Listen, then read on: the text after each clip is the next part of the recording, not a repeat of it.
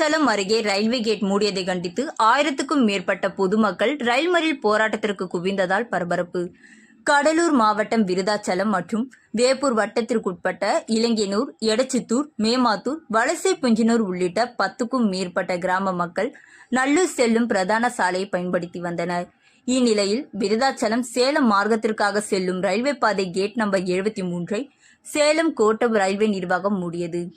இதனால் 10க்கும் மேற்பட்ட கிராமங்களில் பயிலும் பள்ளி மற்றும் கல்லூரி மாணவர்களின் கல்வி திறன் கேள்விக்குறியாகும் என்பதாலும், சுமார் 7000 ஏக்கர் விவசாய பொருட்கள் வெளியே செல்ல முடியாத சூழ்நிலை உள்ளதாலும், சேலம் கோட்ட ரயில்வே நிர்வாகத்தை கண்டித்தும் தமிழக அரசை கண்டித்தும் சுமார் 1000க்கும் மேற்பட்ட கிராம மக்கள் இலங்கையூர் கிராமத்தில் உள்ள விருதாச்சலத்தில் இருந்து சேலம் நோக்கி வரக்கூடிய ரயிலை மறிப்பதற்காக குவிந்தனர். இதனால் பரபரப்பு ஏற்பட்ட நிலையில் பாதுகாப்பு பணிக்காக மாவட்ட காவல் கண்காணிப்பாளர் ஜெயக்குமார் தலைமையில் சுமார் 250க்கும் மேற்பட்ட தமிழக காவல்துறை மற்றும் ரயில்வே காவல்துறையினர் தயார் நிலையில் இருந்தனர். அதனைத் தொடர்ந்து ரயில்வே நிர்வாகம் மற்றும் மாவட்ட காவல் கண்காணிப்பாளர் பேச்சுவார்த்தையில் ஈடுபட்டதன் பேரில் தற்காலிகமாக சம்பந்தப்பட்ட இலங்கையனூர் கேட் நம்பர் 73இல் மண் ரோடு போட்டு தருவதாகவும் விரைவில் கேட் கீப்பர் அமைப்பதாக உறுதியளித்ததன் பேரில் மறியல் போராட்டத்தை கைவிட்டனர்.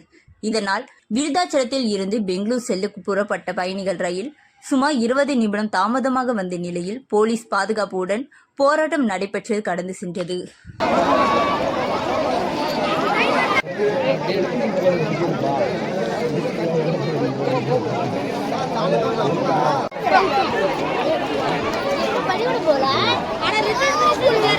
போல